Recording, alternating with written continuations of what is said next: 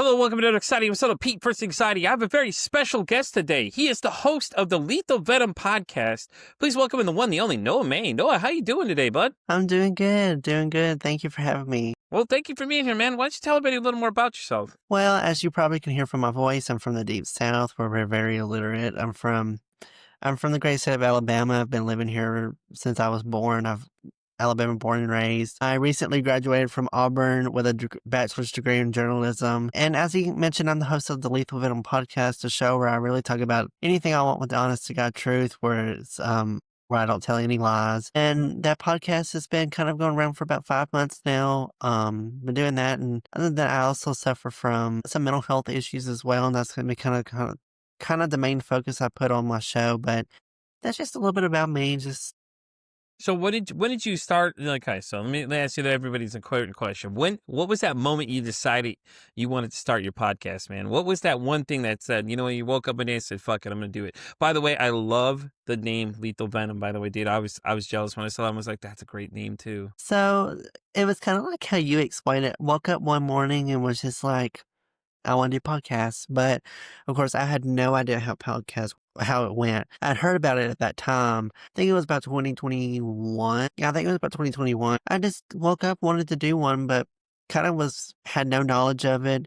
I'd listened to a few podcasts at that point. There was just a few podcasts I'd listened to, but I wasn't like a pro. So I did have to do research and Googled and made sure that it was kind of simple to do. I found this company at the time, or someone had recommended them to me, called Anchor, which kind of got rebranded for Spotify. Spotify took over. Now it's Spotify for podcasters or creators now.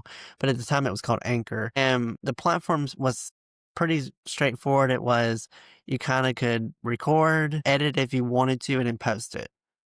And it was that simple.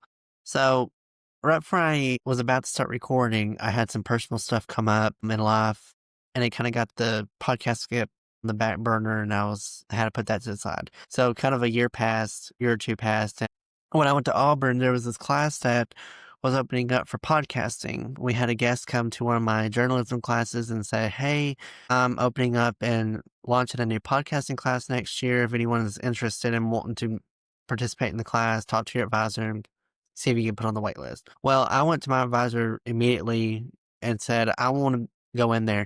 To me, it was it had to be like a it was like it was just meant to be. I said, there's something. It seems like it, dude. The way everything started falling into place, it was like, you thought about it, and then here it is, that class, present it to yourself, and all this stuff, So that's awesome. And then not to mention the fact you have journalism in your background, man. Does that make it easier for you to interview people, though? It does. I don't get as nervous anymore, which the thing with journalism and I guess podcasting, you kind of can plan it really far ahead. Mm-hmm. All the guests that I've had on my show have been planned. We've talked, we've set up a time, and then it's just kind of the waiting process. When it comes to journalism and reporting, there's a lot of spontaneous reporting that you have to do. So there's a lot of people that you have to, if you're doing breaking news, you have to interview people that are not, you've never met them before, you've never had a prior experience with them, and you just have to interview them right on the spot. Those are kind of the ones where you get nervous about because it's not planned. So you don't know what they're going to say, how they're going to be on camera. You don't know how they're going to react. So it's easier when it comes to podcasting, but with the experience that I had from classes that I took at Auburn and even at my community college, I had like a pretty good experience with interviewing people.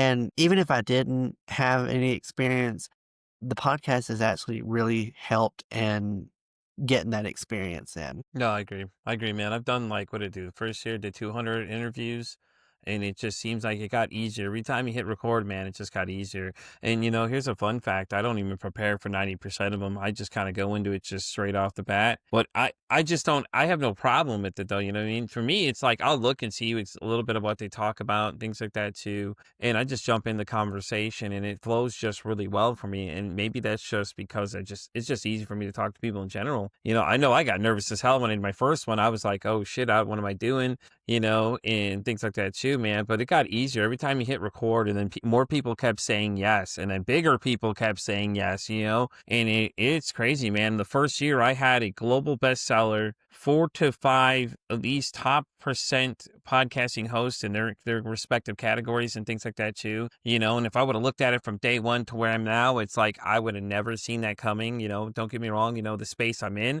we've had a lot of interesting conversations come up. We had a guy who was talking about his suicidal ideation on the show. Man, I thought everybody was gonna have a fucking panic attack. They're all freaking out. They're like, "Oh God," he's talking about how he almost killed himself that morning. He's like, "That morning I was sitting at the edge of the bed, I had the gun in my hand, and I remember that was the moment I almost had a damn heart attack because I was like, oh God, what do I do in this moment?" And you just don't know how these interviews are going to go. You don't know what these people, by the way, I'm serious. I love that name. It's so great. So this podcast kind of launched off another podcast I have.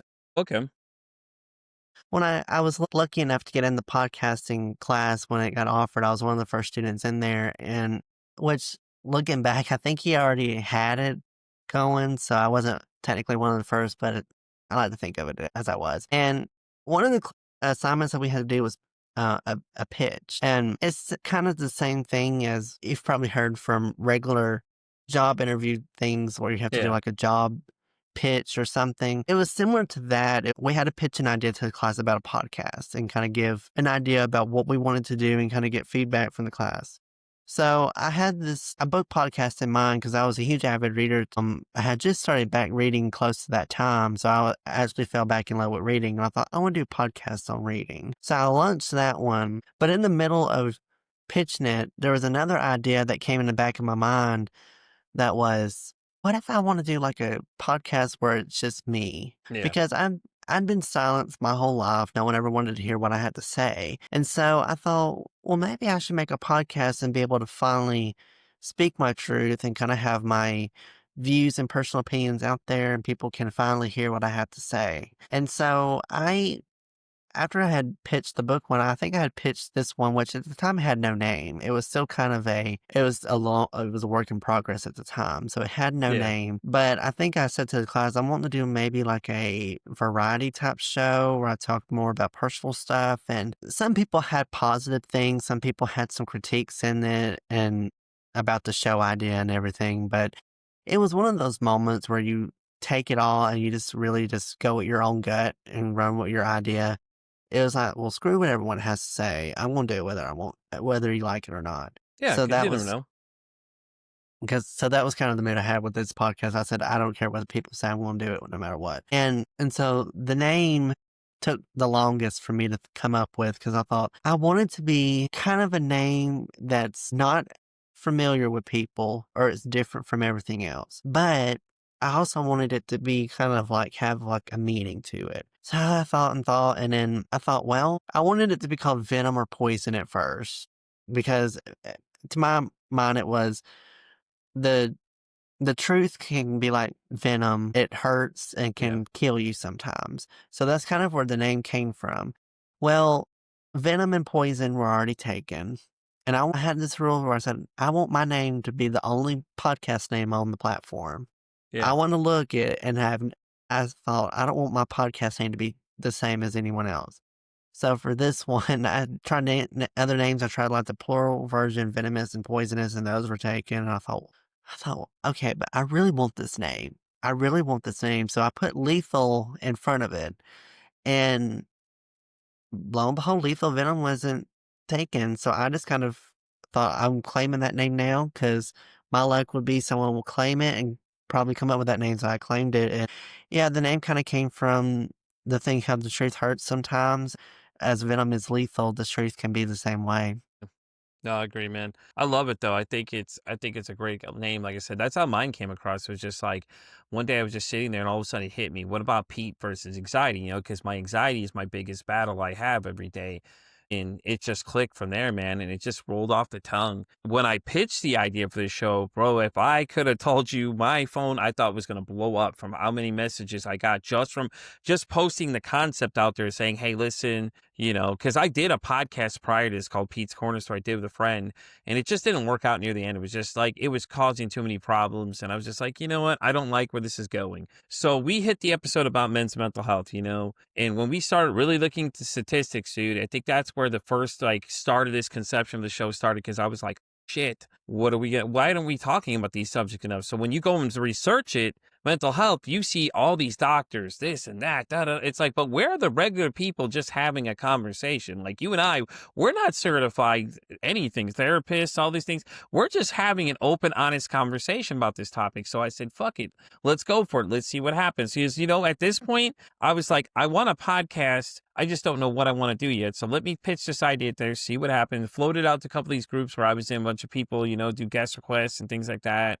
And that's how I found I had something, because the minute I posted it, about an hour later, I had about 150 responses of people just wanting to line up to be on this thing.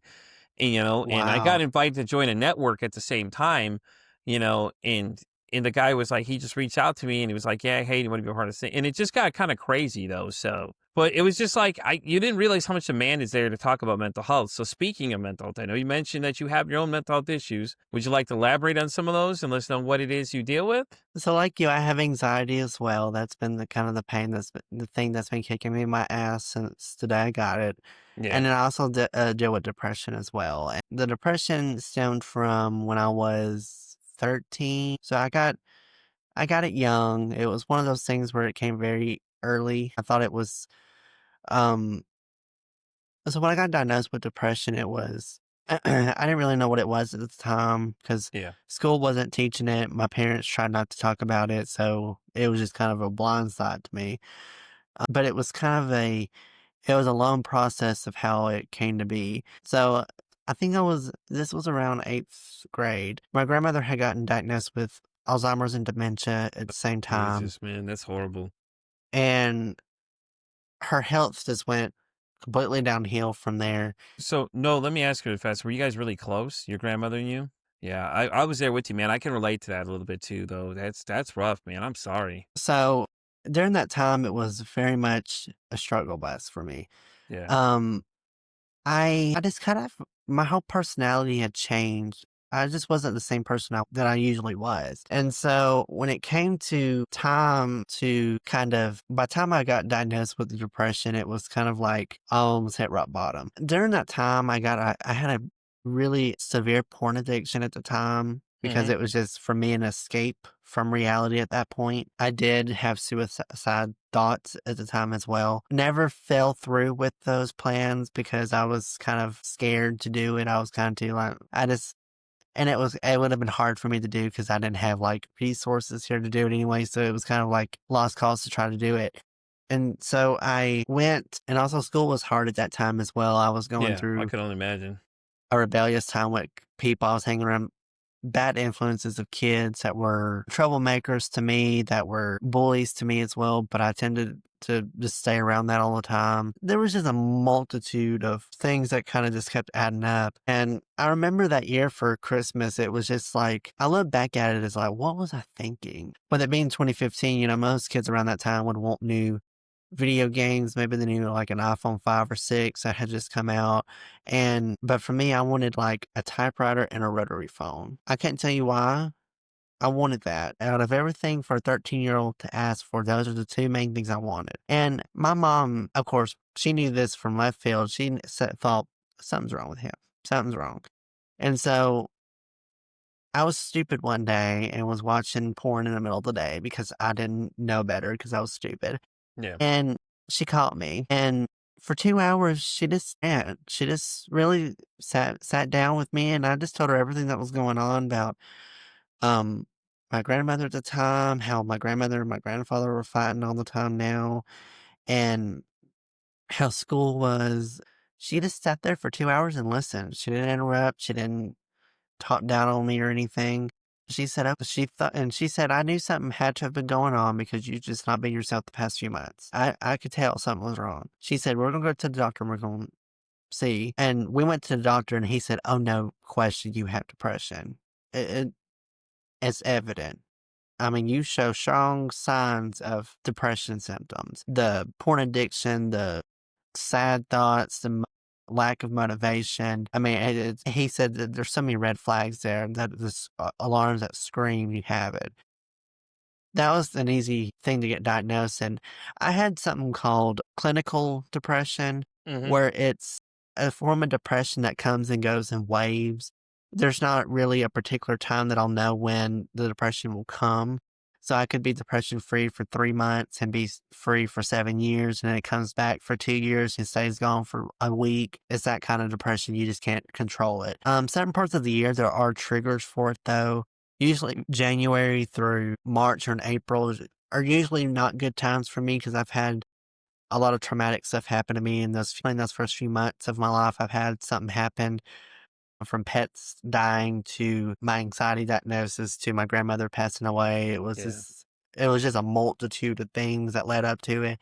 So usually around that time, people have to be have to be put on watch, essentially. Um, it had to be very much like stared at to make sure I'm not doing ideation, not having these thoughts, not trying to go down like the dark path again. Yeah. So that's kind of how the depression started. And the anxiety is like a whole other story. Right. No, man, I hear you there. Though I do find it interesting, though, the porn addiction that comes in because we did a whole episode with somebody that did that. How did it get pretty weird, though? I mean, I know that from what we had known, I mean, the listeners have known from the gentleman we had on named GT Tan, he came on and we were talking about it. He said it only gets weirder. So did it get really weird before you got caught, or was it just kind of like, we're just addicted to watching? Trying to pinpoint exactly how I got addicted to it, I Well, I still mean, you're have 13. trouble. You said you were 13 at the time, right? So you're probably just curious, honestly, in the first place, because we all were young men. Girls. We're just discovering girls and things like that too, and stuff like that as well. So it makes sense, though. You didn't realize it either. A lot of people think when they think addiction, they think that it's an everyday thing. It's really not. It's the way you go about it, like, you hide it, you feel shamed about it. And hats off to your mom, though, man. She sounds like she at least listened to you, gave you a space to talk, man, because I don't know if my mother would have felt the same way. She would have gone off the rails. She would have found me watching pornography or something, dude. She would have gone nuts, and it's hard, man. Well, and not saying that she didn't go nuts either, but she was mad about it. It wasn't a fun conversation to Oh, I have. bet. It was like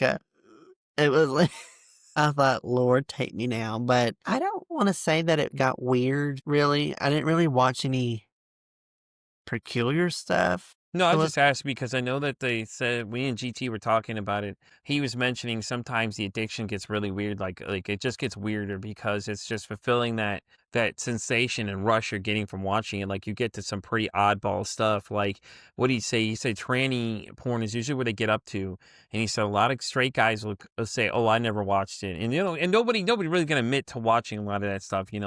For some of those guys that are really insecure and things like that. But he's like, that's the only reason I asked if it got weird, because I was just curious, because I know that he said that when it gets bad enough, it gets really strange. Like, they go to more stranger extents from there too. And just, he said usually that's the next level they go to. And then it just gets even stranger from there, depending on how bad it is. So I was just a curiosity question. yeah, to my knowledge, it didn't. Hmm. That's just from my memory. Now, Yeah. maybe there might have been one video I did, but it kinda did get to that point where I got so addicted to it, it was like I couldn't stop it. It was an everyday Yeah. thing, and it was pretty severe, which I still watch it now, but it's nowhere in regard to what it was. Yeah. It's not affecting it got to the point where I didn't wanna do schoolwork at the time, I couldn't go to sleep without watching it, I had to watch it 400 every second I had to watch it, because to me it was an escape. Some people get it for, like, the joy of it and the sexual gratification from it, but for me, it was kind of just an escape because it was something I'd never seen before, and I Hmm. was still pretty naive at the time, like, I didn't know any of the terms, I didn't know anything that was going on, so I was watching it, but I was like, I don't know what they're doing," but I don't know what the terms are, but it was just fascinating to me. Yeah. Never really tried anything at the time either. Well, I might have, but I think it was until high school when I started trying stuff. Yeah. So I I tried to hold off the innocence till then, but yeah, 13, 14, it was kind of it was like eye candy. It was Yeah. like Oh, yeah, man, I remember we were 13, bro. We all were trying to sneak in videos, watching that shit. Our parents always had it hidden somewhere, and it's like, oh, you're always told not to touch it, so now you wanna go see what the forbidden fruit is, so now you wanna go see what that shit is. "Oh, what is this? Yeah, Oh my god, what are they doing? Why are they hurting that woman? Why?" It's just like, it's like, I get it, man. It's something new, and we grew up in the depending on how old you are, I grew up in the 90s, man, when you had the Playboys and all the accessibility was just there. It was just an everyday thing. All that smut be behind the counter, you could see it. So somebody's dad had a porno mag, and we're all excited to go look at the yeah, magazine. And phones weren't really that big. And when I was younger, I'm old enough for when the internet just started. Dude, AOL was our pretty much our own thing, man. Chat rooms were a big thing at that time. Just to let you know how yeah, old I'm old. Okay, I remember when they had the phone lines. All right, the hotline numbers used to call them and thought it was cool to go prank call these phone lines and start talking to these girls on the sex phone lines and shit. We thought it was great. And one month our dad caught us and he was pissed because he's like, "What's this $100 charge on the phone bill?" "I don't know, man." "What's 1-800 USA girls?" "Oh, I don't know, Dad. I don't know what that is." "Who the hell you gonna be calling at 1-800?" He calls the number and he's like, the look on his face just, his face and turned bright red. you'd be like,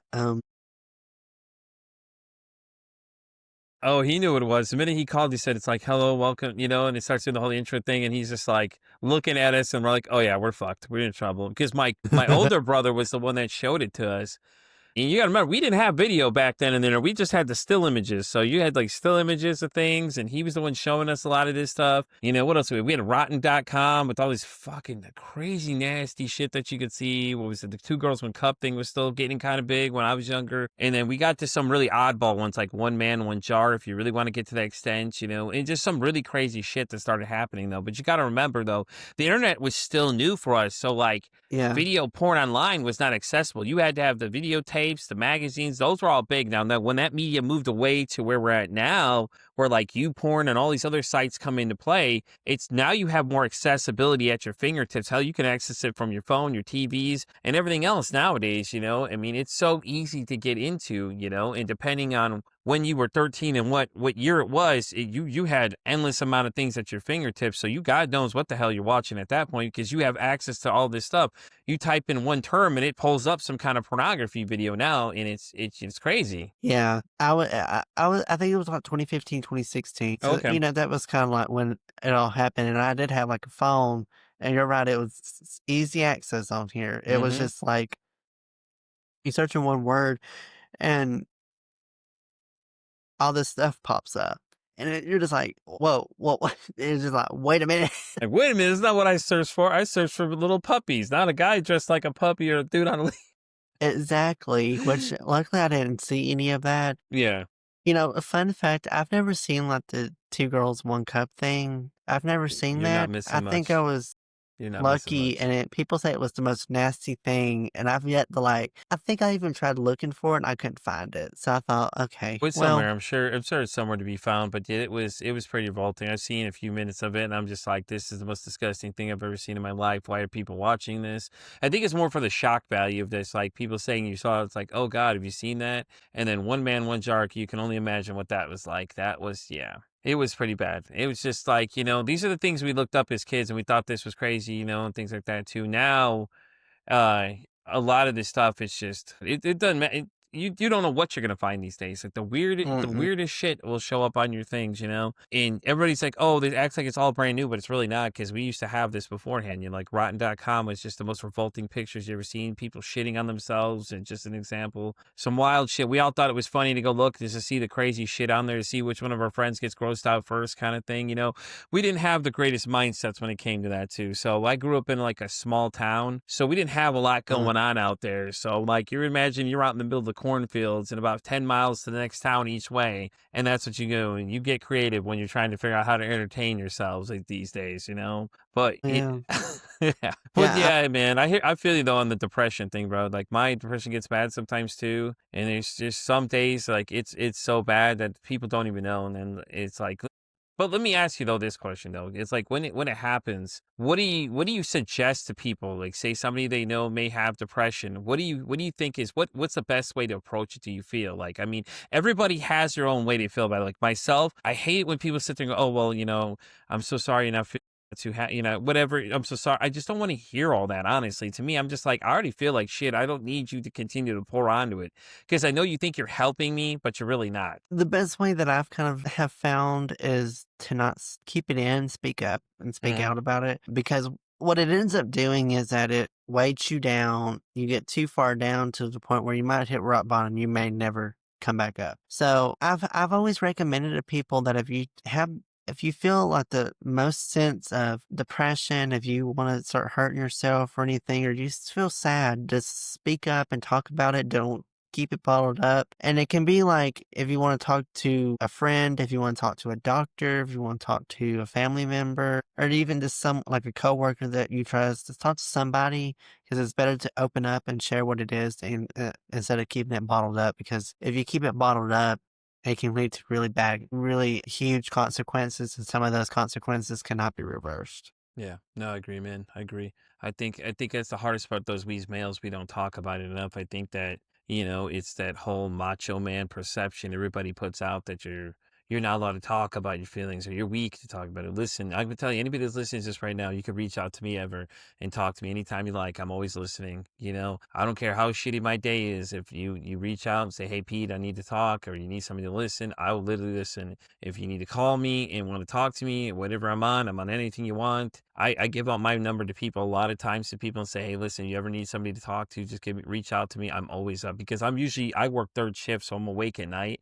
So people can text me throughout the night and, just let me know what their thoughts are. I'll shoot back when I can. I readily leave it open for everybody, even though I have my own things that are going on. I just understand that sometimes, you just want somebody to listen to what you have to say, man. And this is the same thing for man. I'm reaching out. I'm letting you know right now, brother. As soon as this ends, if you like, dude, I will give you my number. You can call me anytime. If you ever feel like you're down in the dumps, especially January to March, man, you can just call and talk to me about it or let me know. We can figure whatever out and just call and reach in and check in on you, whatever I need to do, man. I just feel like not enough guys look out for each other, man. I just like just because you and I don't know each other on that personal of a level doesn't mean that we can't check in on each other and be human and say, "Hey, man, how you doing today? You doing okay?" Or "Hey, Pete, I'm having a rough day, dude. Are you free to talk?" And I'm like, "Hey, yeah, man. I'll be free on this time. Hit me up, and I'll just listen if you need somebody to listen." You know what I'm saying? Like it's just not enough. I feel like we as men don't talk about this enough. And it's crazy. It's like, if you look at the suicide statistics, we're at 80 fucking percent, dude. Like, when are we going to start talking? It's like, hello, how much more do you want to lose? Do we got to go to 81 for somebody to start saying something like, "Hey, enough is enough. Let's start talking," and it's just fucking crazy, man. It's just like, if you think about it, if there's 5 of your friends in a group, 3 of those friends are most likely won't be there. Maybe the 4th one may not be there either. It's just, you hope not. But at least 3 of them aren't going to be there in that equation. And it's the scariest fucking part of all. And it's because we're just being too stubborn to talk about it, or we're being told our feelings don't matter, or we're not man enough. And it's bullshit, honestly. Yeah, I 100% agree. It's the same thing. It's more of the thing of, I think men get scared to talk about it because they want to perceive this image and they want to portray this persona of themselves. It is sadly kind of common for men when it comes to depression, anxiety, just any kind of mental health disorder, it comes a thing of they don't speak up because people don't want them to speak up Yeah. because it'll show that they're weak. It'll show that they're not strong, and it just ruins their whole persona. They're supposed to be God-fearing men that are supposed to have tough skin, nothing ever gets them down, that they don't cry and anything. And that's not true. It's not true because majority of the men that you probably will face in your lifetime face some sort of mental health diagnosis, whether it's minor, major, new, old, it doesn't matter. Now, could there be instances where people that are out there that don't have it? Yeah. I think there's a lot more men that have it than what you think. Yeah, exactly. No, I think it's a great point, man. I really do. I just think that I just don't get it, man. I don't know what's going to be that final breaking point for somebody to finally say, "Okay, enough is enough. Let's start talking." And it's just, you just can't stress it enough, man. Like 80%, like, let's go back to the number 80%, guys. Like, it's the reality of the fact is that we're dying faster than we're repopulating because we make up most of the population of older men. Okay, so 80% of that is gone. So we're killing ourselves off faster than we're reproducing men. And it's just all because we're too scared to open our mouths and say something. We can shout and scream about sports. We can shout and scream about this. We can shout and scream about that. But we sure as fuck can't talk about our problems. Like, come on, guys. Like, you got to stop, man. Like I just don't know what's that one trigger point that's gonna be that somebody's gonna finally say, okay, well, enough is enough. Now we need to talk about these problems because too many guys struggle, and I just feel like it's a time to make the pushes now. I think that because we're at 80%. Shit. Once we hit 81%, we're really going even worse. It's Yep. crazy too, and how many of those are young men? You think about it, just start breaking down the numbers a little bit, because me and a guest I had on, named Mr. Whiskey, he runs a podcast called Couple of Nukes. Whiskey and I were talking about it, and he was saying that when the internet was introduced and social media started getting big, 20% is the number that jumped up to for young men that committed suicide, and it was just like, that should have been a dead giveaway, something's wrong right there, like, what the fuck, man, like, huh? Like, how much more do we have to watch? How many more people do we have to lose for this to be finally become a problem? And it goes like anything. Think about it, like COVID. COVID started killing everybody else. What do? We finally made something to fix that problem. But it's like we won't fix this problem. It keeps showing up everywhere. Oh, school shootings. Well, mental health was the issue. Okay, so then what do we do about the issue? Well, we're just going to sweep it on the rug. We'll worry about it later time. It's okay. Don't worry about it. Or is it? I think the other thing too is it's hard for people to find access to a therapy and help and all that kind of stuff like that too. I think that should be readily more available. It's like you demand we have all these other things, but why not have these people that are struggling and get them some help, because clearly they're not making it through there. They're struggling. People are going into addiction because they're trying to self-medicate, and one place into the other always. And it's just like, even though we know this is a problem, we still don't want to fix the problem. And it's crazy. It's like, it just doesn't make any sense to me, man. I'm like, why the hell it is that we can't have an open and honest conversation. And I think that's a great thing about our shows, is that we're pushing that boundary, because we're both males and we're talking about these other subjects, and you're just like, we're going to keep it raw and real with people. And I think sometimes that's the way to approach some men too, like just be real honest about it, and let them understand that, hey, listen, you come in here and say whatever you want, you won't be judged in this space at all. Yeah, I actually interviewed Mr. Whiskey too, and Did you? I love Whiskey, dude. He's fucking awesome. I actually interviewed him and guest on his show too, and it was like he spoke it very well. We talked about mental health too, and the struggles that men face when it comes to mental health struggles. And I told him and shared my story as well. And he was such a great guest to have on. He's such a great guy. Oh my God, Whiskey's amazing. So Whiskey, and another gentleman named Jay, who runs a podcast called Rock and Recovery, were talking about getting together and doing like a try episode with all three of us. Maybe I'll have to see what he thinks about bringing in you as well, and we can bring in a fourth and have like a roundtable discussion. And we'll have to come up with a really cool name for it though, or something like that, where you just talk about shit. Just the four of us get together and we just discuss these things, like why it is that we feel these problems exist, and all that other kind of stuff though. But I love Whiskey, man. He was awesome, dude. It was a pleasure having him. And then when he invited me to come on his show, my God, it was such an honor to be there with him, because he asked such great questions. I think with Whiskey, he's the first person I ever got really deep into my own past, and I've ever really talked about myself much. Because in the beginning of the show, I really didn't say much. I kind of touched on it a little bit, but Whiskey and I got really deep. And then there was another one I did with his guy. Guy's name is Flat Tire Andy. I'm trying to think of his name of his podcast. It's like On the Road or something, On the Ride or something like that. And him and I were together for like 2 hours, dude, and we were just talking for about everything. And he already gave me a pre-list of all the questions he was going to ask me, dude. And we got deep with those kind of things. So it's hats off to him too. I love Whiskey, man. He's awesome, dude. I love everything he does. I think he's really great. The way he handles and conducts things, he's really good. So it's always great when you see other people that get to interact with him too, because it's like, hell yeah, you know Whiskey too? Oh, hell yeah. That's what I'm talking about. And if you haven't had the pleasure of hosting yet, what is it? Mostly Unavailable with Melissa Hepner. Dude, let me tell you, she is fucking a riot, dude. Like, she's great because she breaks that stigma about therapy itself, like being just so like, oh, you gotta lay on the couch and talk shit. No, Melissa just shows up. The thing about Melissa is Melissa's just like, I just show up and I'm there, man. Like I'm there for you. Okay, listen, she's about as real as it gets. Like, if you want a unprofessional setting, like, not to say she's not professional, but just like, you don't get that like full, like you go in that office, you feel like you're under the pressure, under the gun to talk to this therapist. Melissa is your girl to talk to, bro. She just makes you feel at ease right off the bat, because she's just so mellow when she's talking to you, and she just gives off that vibe of really mellowness about how she does things. And her show's really great too. She has a lot of really interesting people that come on and things like that too. I actually interviewed her as well. She's been on my Like, show too. hell yeah.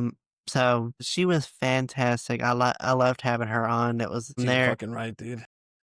I think The one person that I've had on my show that's been the biggest impact on me was a lady, Adrienne Caldwell. She Mhm, had come mhm. on. She was fucking phenomenal. I It loved her. was probably most sad story I've covered on here. So heartfelt. I almost actually cried on the show, and it was something that I normally I hear these stories and it doesn't really affect me. There was just something in how she explained it touched something here. And we talked for about an hour and a half, I think. It was pretty long.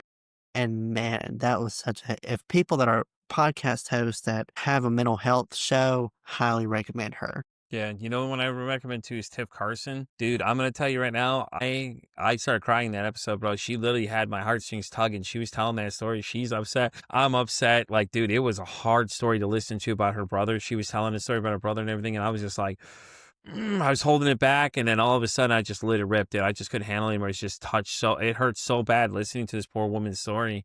You know, her and I think the other one that had a really crazy story that I met up with was Susan Snow, that is the author of The Other Side of the Gun. Yeah, she was really rough. It Yeah. was a rough one too, man. She had a crazy fucking story. I was like, dude, like this is insane. She just kept going. I was just like, oh God. Oh God. Now I've had other people that I've interviewed. I actually interviewed the girl the other day.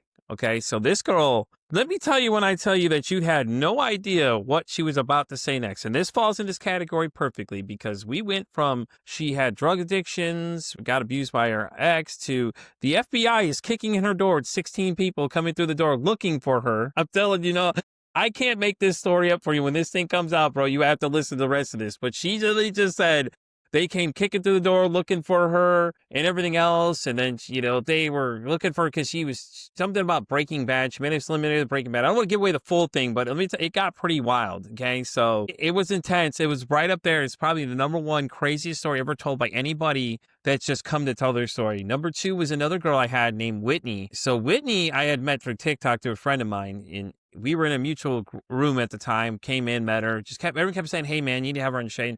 So when she came on, we went from cam model girl that was a mom to got kidnapped by somebody, was in a tri relationship, and then went back to getting got assaulted and things like that. And just like this story went everywhere. You were going up and down the whole time this woman is talking. It was the craziest story I've ever heard in this show. But it was very powerful because when she was doing the interview, she had a message at the end of the show, and it was, you know, hi, my name's Whitney.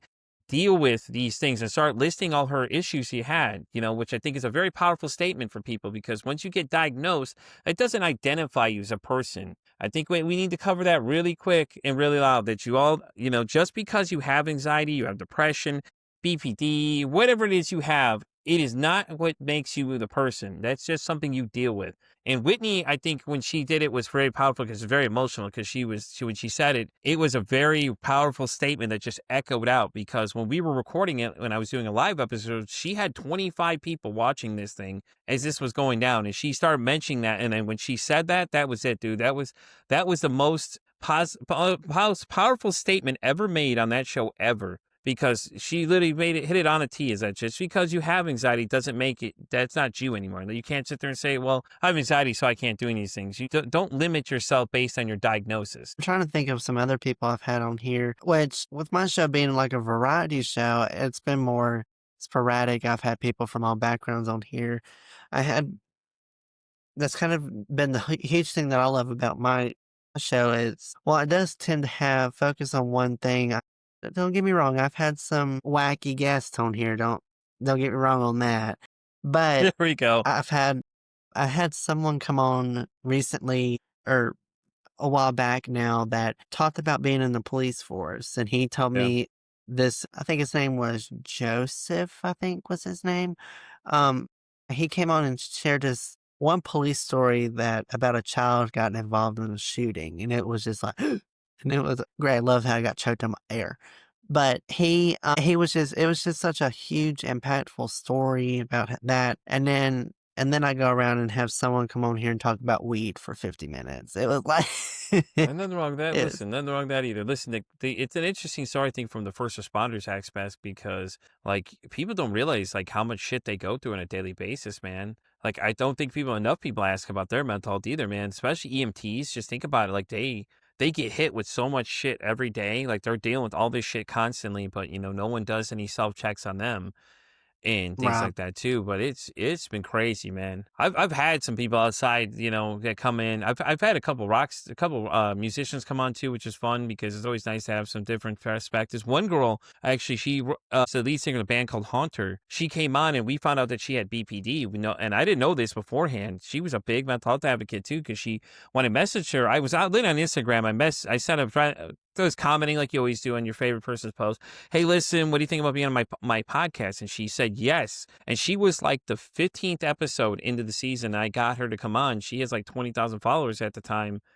And she saw my message and I was like, holy shit. I'm like, she said yes. And she was messaging and emailing me, real response. And then when she came on, was the coolest fucking person I've ever met. You know, I've had a couple other musicians come on too, like Bryce from Pretty Suspect. They're out of Eugene, Oregon. And Bryce and I were talking about his mental health struggles and he has a partner that has mental health struggles as well, which kind of worked out nice because she understood a lot of times when he was struggling, she knew what she had a better understanding versus, a lot of people that don't, is that aspect too. And when Lucy came on, though, Lucy was just so cool. She was so excited to be there. I was starstruck because I'm like, this woman's got like 500,000 downloads on a song, and she's sitting right in front of me, and it's probably the most chill person you've ever met in your life. And then she revealed to us that she had BPD, and she almost told us what had caused it too, because a lot of times when BPD comes, it's something there's a traumatic issue, and it's more common in women than men. So the fact that she had it, and then she was telling us all this stuff was really interesting because I don't think she's ever mentioned it to anybody anywhere else, and she was a really big mental health advocate too, though. But it's so cool because after that, she was like, hey, listen, reach out if you ever need something. And it's like, oh shit, they're talking to me, dude. So like I message her all the time and check in with her and she checks in on me. So it's been so cool doing this show. I think that my favorite one recently, if you haven't had her on yet, is Gloria Vanderhurst. Let me tell you, dude. Yeah. Gloria cracked me the fuck up, dude.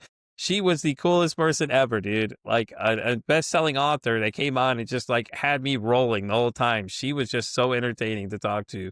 Like the things she had to say, and I'm just like, oh my God, this is great. Yeah, and what people don't understand for me is that a lot of these every guest has come from Podmatch. I Hmm. honestly think that if I had not got reached out, because a lot of people I think get Shout invited out to from Podmats, by the way. We really appreciate you, man. Y'all doing great things over there. it's awesome. I actually had the opportunity to interview Alex, the founder of it. He came on my show, and to me, that was a huge accomplishment for me, kind of. I was like, he's, in my eyes, the biggest one I've had out here, because I thought he runs 15,000 or so podcasters on here, and there's so many members on here, and the fact that he probably gets all these messages a day, that for him to come on here, I was like shocked. I'm jealous. I'd love to have him on sometime. Definitely, he'd be great. He was he was phenomenal. He's so great. We have such a good friendship now, but it was like we support each other on everything on LinkedIn, especially. He posts stuff, and I always comment on there just how great he is. I want to say the whole company's just been great. I think it's such a great platform, and he actually emailed me to be a part of his platform, and this was kind of a Me thing too. where He reached out to me at I first was too, bro. It was like a weird email I got. I don't know if how your scenario was like that too, because in the beginning, he had reached out and said, hey, listen, I got this platform. And I was like, okay, I didn't think anything of it when he messaged me. And it was Alex. And then when I had a woman named Stephanie Acock that came on, she had mentioned Podmatch again to me. I said, wait a minute, I think I got an email from the guy that runs it or something. I didn't think anything of it at first because I was still starting out. So like I didn't know what I was doing. I still getting my chops together. And but he's been really cool though. Like I can message him. I message him all the time. Email him or his wife will message back all the time to me and tell me things. And so it's so cool just to see like what he's doing for us. And now he has that network he's building for us to try and get us paid through that too. And I was like, that's pretty fucking cool too. And like this man is putting all this time in just to help us out as podcasters. It's like, and what he does is just, he's phenomenal. And his show's great too. I like listening to his because all the different tips you can get from them. yeah, is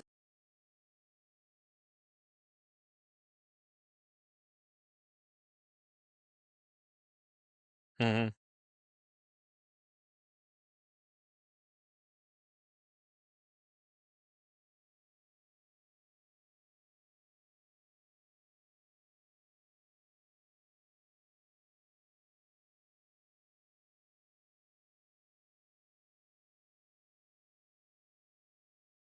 any negatives about it. I didn't see anything that was anyone say, "Oh, by the way, it's not great," or "There's a gotcha part."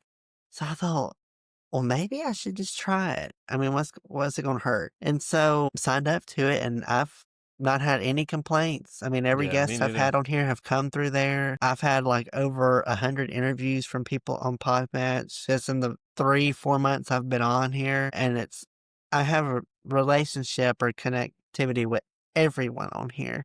And it's just such a great platform, and it's such a thing where it's like for podcasters, if you're new to podcasting and are wanting the opportunity to find guests and to find podcasts to be a guest on, it's a great tool. It's just a very good program and a good network to be on. So that's how me and Pete Matt was on there, which Mhm. we might have met on Instagram if I'm not mistaken. I think We you probably were did. on, We probably did. I meet probably, I people in a think I lot of saw you on places. there.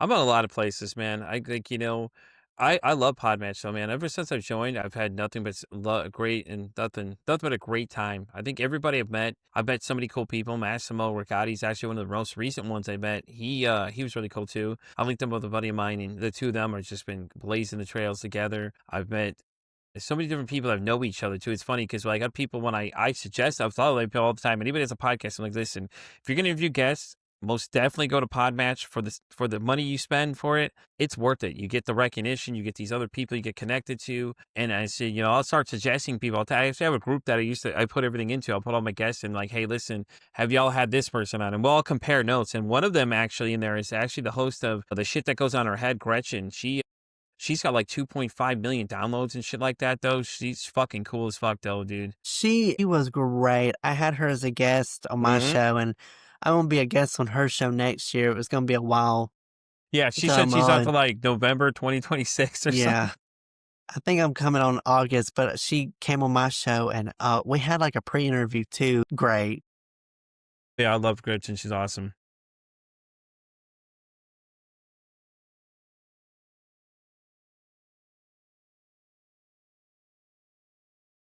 No, I agree, man.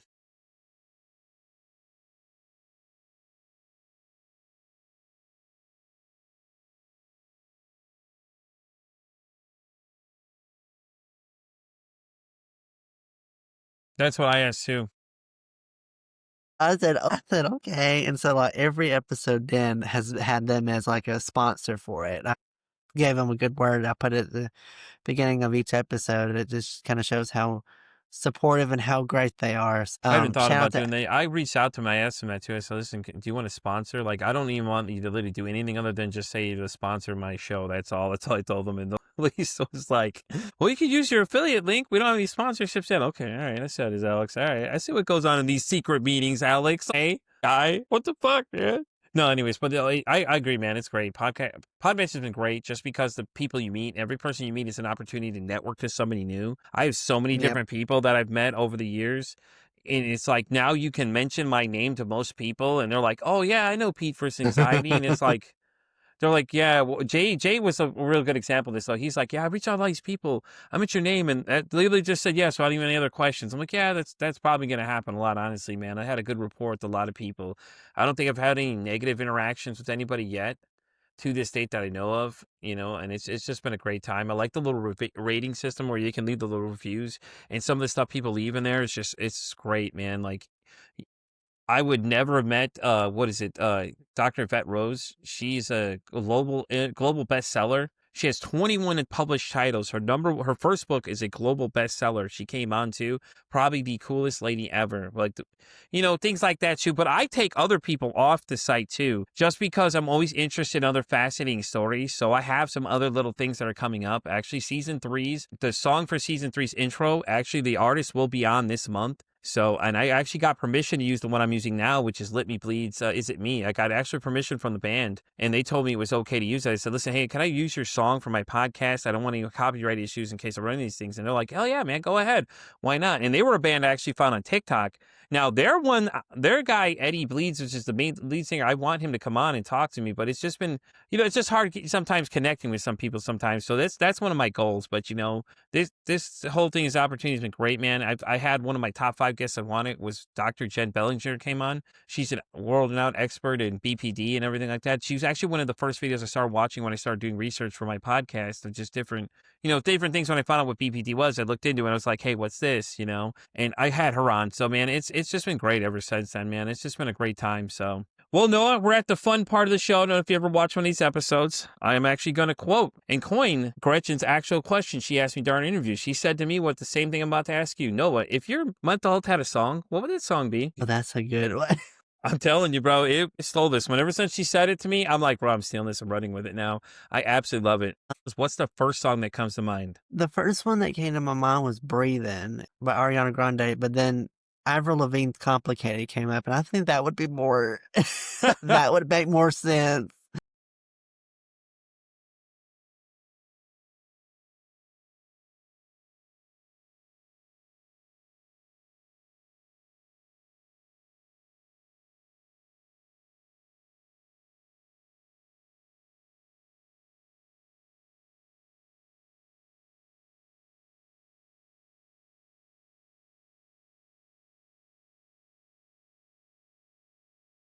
We've had some interesting answers. One girl came up with her own song for it. She's like, I can't think of what the name of the song is, but this is how it goes. I'm like, what? That's great. All I've thought right. about for my show for next season, start asking people like one song that they really like. And I'm trying to think about maybe making a playlist about it and That'd just be have interesting too, yeah. all that on there. So that's kind of one of the things I've been What thinking do you have about. the But soothing sounds of the Lethal Venom podcast? Here's our playlist. I started doing that though for mine. I had the different bands I've had on because I've had Alive and Stone, Pretty Suspect, Lives Lost was another one, and then I had Haunter on, which was like I said, Lucy came on from the band. So I have a playlist out there of just the people I've been on the show. Now, like I said, Eddie is the one I really wanted to come on to because his song is It Me is actually the theme song for this season of the podcast. So, it was pretty cool though, man. But I look forward to seeing that though, man. But I do have one more question for you though. If you could break the stigma about mental health, anything that you hear out there that you read and you're just like, can you please stop? I just want to choke you out kind of thing. What would it be? I think the one thing that media tends to really do a poor job at is what really goes on in a medical office when it's like a therapy, it's like a psychiatrist or anything. Most people tend to think that it's full of crazy people. And what I really want people to know is that TV shows and movies do not accurately depict it. Movies, what they do is they show someone that has multicolored hair, someone that's talking to an imaginary friend, someone that's just freaking out in the corner. When in reality, it's a mom with two kids, a man that just got off a 9 to 5 job, a 16-year-old high schooler that has good grades. That's the kind of office that you see. It's it's everyday people that you would never think had something wrong. That's what I want people to know is that it's not for crazy people, it's for anyone. And that it's not up a psychiatrist or therapy office. It's not break that wall of, well, TV shows it this way. That's one thing that media does a really bad job of trying to portray. Yeah, and with that being said, there's a movie coming out. I'm not sure when it's coming out yet, but it's called Bloom, which is written by Stephanie Aycock, who's been a former guest on the show. She's trying to change that aspect of how people look at mental health. That's the idea of the movie. The movie's idea is basically to change the way you're looking at how mental health is and bring it to a different light. That way people can see it and understand it from a different aspect. With that being said, though, Noah, thank you so much for being here, man. Where can they find the Lethal Venom? Are you on pretty much everything? When do you drop? When you do all that stuff, let them know where to find you. Let the people know where to find you, man. So Lethal Venom's available wherever you get podcasts from. It's on all the major platforms: Spotify, Apple, Amazon, iHeartRadio, YouTube, Pandora. It's essentially everywhere, so feel free to just check it out. It's pretty much there. And they want to follow me on social media, Instagram and TikTok, Lethal Venom Podcasts on there, and Facebook, Twitter, and YouTube. It's Noah's Podcast. So feel free to follow those platforms to get updates about when new episodes drop. I always do post teasers of episodes, a little bit of everything for there. But yeah, that's where it's all found out, and it's just been growing. I can't wait to have it continue to grow. But Right. I have so much appreciated my time being on here. Definitely, man. I appreciate you coming and talk to me. It's always great to meet other podcasters and hear what they're doing and things like that, man. And to find out we've had so many similar guests has been great. But with that being said, guys, we're gonna wrap up this episode of Pete vs. Anxiety. I'm Pete vs. Anxiety. I'm on everything from X down to TikTok. I'm on Spotify all the way down to iHeartRadio. And as I always say, it costs nothing to be kind to somebody. One kind act you could do could save some life, or hell, you can even make their day. I'm Pete vs. Anxiety signing off saying, don't ask how your day is today. Say, hey, how's your mental health today? So bad, everything wrong, you're breaking my neck. It's a sign of respect, it's a knife for death. But never dies, the Christ protects. I got my integrity and my word.